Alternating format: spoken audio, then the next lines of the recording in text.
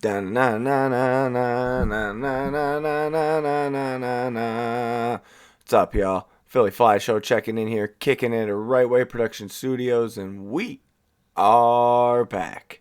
It's been a couple weeks since the Philyfli Show has had a full-on podcast, and as you know, if you do follow the Philyfli Show, if you are a subscriber or anything, I now have my Twitter out and updated, and it is the Philyfli Show Twitter. But the name of it is not the Philyfli Show. I'm getting it pulled up here, so I get it pulled up for y'all.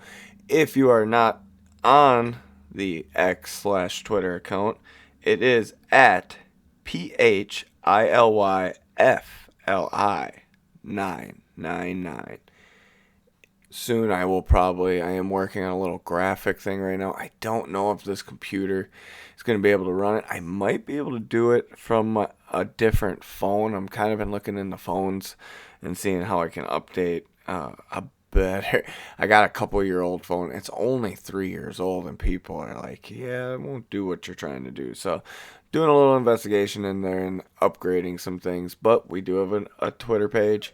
You also, if you can ever find the Twitter page, it does have the link in the bio to the Philyfli Show YouTube channel, which is where most of you catch us from and where the podcast comes from and where you're hearing my lovely voice.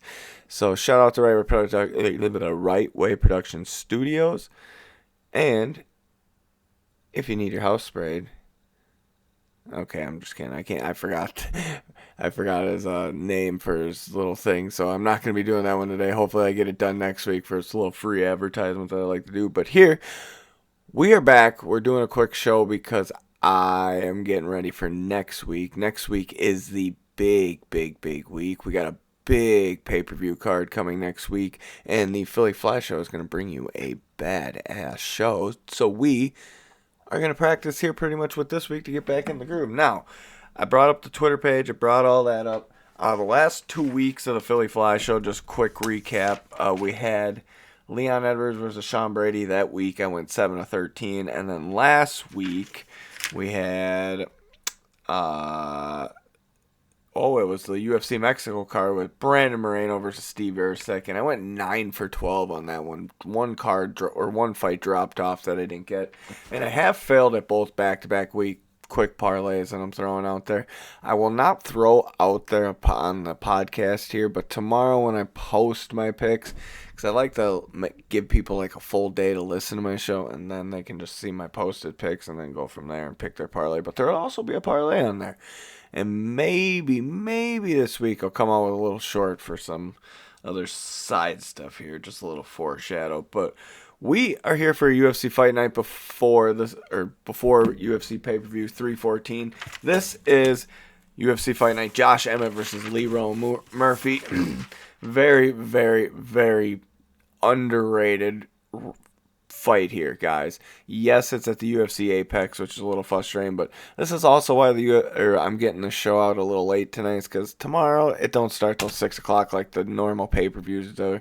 Like we'll be ready for next week, so we get a little later show, a little later sleep in, and a little later to enjoy some fights. Now, this is a 12 leg matchup here. Wow, 12 legs. It ain't 12 legs. It's oh my gosh. 12 matchups and the whole fight card. And I think we just got to get into it because my voice's ear is already going and we're a little bit straggling along here at the 4-minute mark. So, quick chug of water because my mouth was completely dry. Thanks, guys. All right, Josh Emmett versus Lerone Murphy. We're going to get into it. I'm not even going to foreshadow who I'm leaning on here. I love this fight. It's a no-blink banger, but we're going to jump into match like number 12. It is a strawweight female fight versus Vanessa Demopoulos versus Talita Ansar. Now, it's a pick 'em at -115 on Vanessa, -110 at Talita. Now, Talita has some good wins under her belt, and so does Vanessa. Vanessa's just come up short in some of her bigger name fights, so she has more experience here. I'm going to go with the more experienced fighter in Vanessa, mainly because I like the odds, and mainly because the more experienced fighter tends to win on these types of fights, so I'm going to go with her. And Vanessa is only 1 out of 5 on the confidence level that she gets her hand raised. Next is match like number 11. It's a heavyweight bout. Martin Boudet was supposed to fight someone else, and I cannot think of his name off the top of my head. So this guy out of LFA, he's an LFA champion. He stepped in to do a short notice fight. Martin Boudet is a negative 170 favorite, whereas Lerone Satabilov is a plus 140 underdog. Granted, it's a heavyweight bout. Hands can throw. Anybody can go to sleep in a heavyweight bout. I'm going to go Martin Boudet here just because he's the one who actually's been in a camp taking this. Yeah, the other guy can be training and everything, but he's never faced stiff competition like the UFC's got. So it's going to be a very tough matchup for Iran to win. So I'm going Martin Boudet with that negative 170. 3 out of 5. On my confidence level, he gets his hand raised after the fight. All right, match like number 10, guys. We'll jump to the bantamweight male division. It is Victor Henry versus Pedro Falco. Now, Falco is a plus 175 underdog, whereas or plus 180 on my sheet. My bad, guys, and negative 220 on Victor Henry. Now, Victor Henry, yes, he's got a disappointing loss in his last fight, but that dude's got some skill. He is getting up there in age, so we'll see if the age is a factor here. I think Victor Henry gets his hand raised. 3 out of 5 on the confidence level that Victor gets his hand raised after the fight. Now, match like number 9. I have seen some craziness out there on the odds difference on this fight and one other fight. So if you go to FanDuel, I will say you're going to get it at a 500 better odd unless they updated it somehow, because on this thing, ESPN is giving it a bad one. So I don't know what the rated is. I'm going to go with the ESPN one because that's what I went with throughout the card. But we might make the full-on switch to FanDuel because FanDuel is more of my favorite site when I run to Iowa and make my bets. This is just usually what I use just because it gives me the most confident picks, because also on FanDuel I did see a fight that's not on here that was on here yesterday, so that makes me know that fight's not happening because it's not on the ESPN side. But anyways, we get Loma Luke Bume versus Estela Nunes. Now Estela's a plus 650 underdog on here. Loma, negative 1150 favorite. Like I said, you can probably find Loma around negative 600, 700 on certain other sites. But here we're going to go with this one, and there's not much to talk about here. Nunes, she looks like she's got the part to be up in the UFC, but she just never puts it together for when I see her fight. Whereas Loma, she puts it together. She's a great striker. Got some actually grappling that she's been working on that we saw in her last fight. So it'd be kind of fun to see if she uses that in her next fight. It is a strawweight female fight. Loma gets the win. 4 out of 5 on the confidence level there. The only reason I don't go 5 is, like I said, when you look at Nunes, she looks like she's got the part, so she gets her puncher's chance and doesn't get a full 5 out of 5 on the confidence level as she loses this fight. All right, match like number 8 is a welterweight fight. We get Rice McGee versus Daniel Funza. Daniel's a negative 150 favorite, whereas Rice McGee's a plus 125 underdog. Look, Rice has faced some stiff competition in his first 2 UFC fights. No slouch there, but he's got to get a win under his belt. Funza is making his UFC debut, so it's going to be a tough fight for him. I'm going to go with the guy who's had 2 more fights in there because I think the guy's got it. It's just he's come up short. So I'm going to go with Rice McGee with the plus 125 underdog, and I'm actually pretty confident he gets the win. 3 out of 5 on the confidence level that he gets his hand raised, baby. All right, featured prelim bout of the evening is a female flyweight bout between Diana Belbita and Dione Barboza. Now, Barboza on this one is negative 1,500. I've seen her closer to negative 700 on other sites. So it's crazy what the difference is when they're trying to get you on these certain sites. So pay attention, guys, to what sites you use. Look for multiple ones. I even need to start using more than just FanDuel because I stick to FanDuel. Because also the casino I go to go bet and do everything at is a FanDuel one, so it's kind of just fun to stick to it. But anyways, Diana plus 750, Barboza negative 1,500. It's crazy. I'm going Barboza here. She also gets a classic 4. I just don't see how Diana Belbita gets a win. Anytime she faces competition that is considered top talent, she loses. Anytime she faces lower competition, she's a 50-50 loss on that one too. So I don't know how she's still in the UFC, but this is probably her last fight in the UFC, especially if she loses to Dione Barbosa. All right, guys, we're going to jump to the main card here, and I'm going to chug some water because, my throat is drier than sand going down in the old trap. All right. So, matchup number 6 is a don't blink banger. Banger! It's a middleweight fight. Torres Finney versus Robert Valentine. Now, Torres Finney is making his UFC debut. He has fought in Dana White's Contender Series 3 times. First time with a submission, second time he gets a decision, and the third time he absolutely utterly destroyed somebody, and the dude's physique is nuts. Alright, so Robert Valentine, just want to go look because I don't know him off the top of my head. But he fought for, looks like he fought for one of the Contender, or not the Contender Series, Ultimate Fighter Series, because he has a lost KO on his record in 2024 of August, which I'm pretty sure that's what card it was. So it's a tough fight for Robert. Robert's a plus 225 underdog. Torres is a negative 330 favorite. Don't blink. Torres is going to put somebody to sleep on Saturday. So I'm going Torres Finney here. I'm even going to throw this out here for you guys on the podcast. I won't even throw this out on the regular Twitter feed. Pick Torres with a finish, guys. That guy is just an animal, and it's going to be great to see him put on a show in his UFC debut. Woo-wee! All right, matchup number 5 is a flyweight male fight between Ode Osbourne and Luis Gurel. Now, Luis Gurel is a negative 270 favorite, whereas my guy Ode Osbourne is a negative 220 underdog.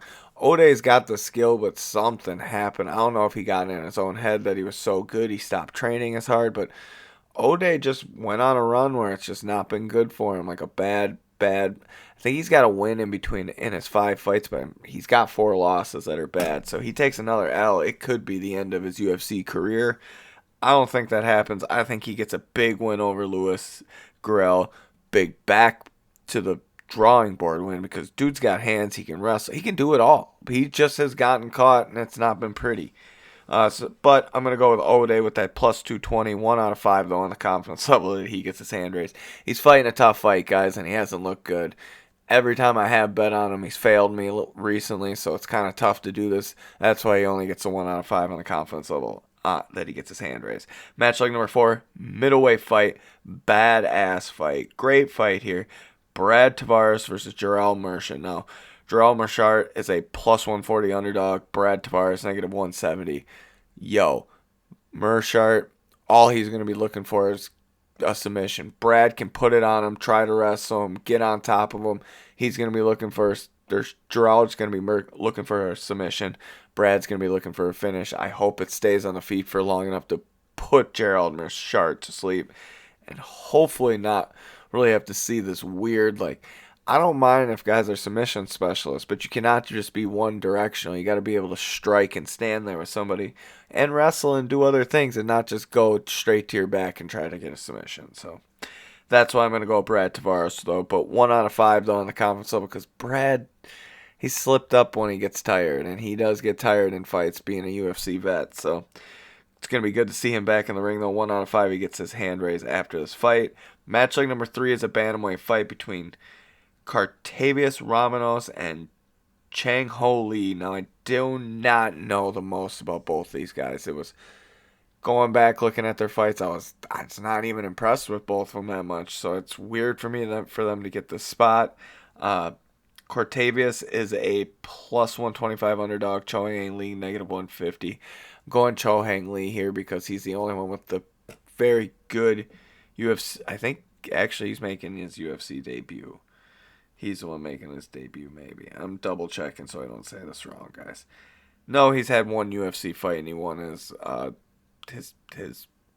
Ultimate Fighter Championship. So, yeah, that's why I went with Lee. I'm not very big on Katavius and what I saw. So 1 out of 5 on the confidence level. Chung Hae Lee gets his hand raised. And we get to the co-main event. It's a featherweight fight between Pat Sabatini and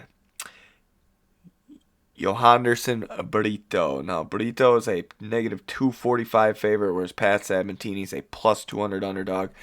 Look, man, Pat, he's got it in certain fights. He's not got it in other fights. Guys that can grapple a little bit and can strike have been his downside, and that's exactly what he's facing. Is a great power striker in Brito who can also grapple enough and not be scared of somebody who else can grapple. So it's going to be a bad night for Pat Sabatini. I'm going Johanderson Brito. 3 out of 5 on the confidence level. He gets his head raised. And we get to the main event of the evening, boys and girls. This is a big fight here. Josh Emmett versus Lerone Murphy. Yeah, we get a 40-year-old Josh Emmett, but Josh has shown that the age really doesn't matter. He's gotten, it's like wine. He gets a little finer with the age, if you get what I mean. But his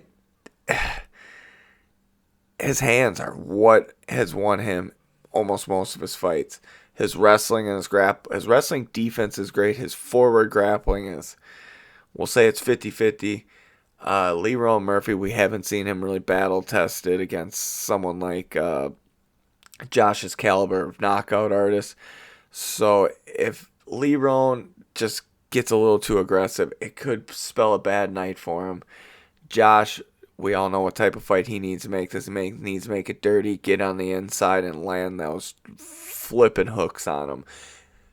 But that's where if Lerone stays at distance on him, it's going to be Lerone's night. So it's more of a toss-up than what the odds makers make. Like, I know they're getting money on it. I know that's how it works, but it just doesn't make sense to make the odds 3-1 on Lerone Murphy's side. Lerone Murphy is a negative 340 favorite. Josh Emmett plus 260. I don't know which route you could really flip a coin. If you want to go for the plus money side and make it out with Josh, go for it, man. He says bet the house. I don't know, man. I don't know if he's got that same run in him at 40 years old against some of these dogs that he's got to come up against in the featherweight division. But Lerone Murphy's a dog, and if he can keep him at distance, which I think he can with that nice jab, it's going to be a bad night for Emmet. But this is a sit back, don't blink, and if you don't like the bet, don't put it on your card, man. Don't put it on your parlay. Don't put it on your single bets. Don't do it.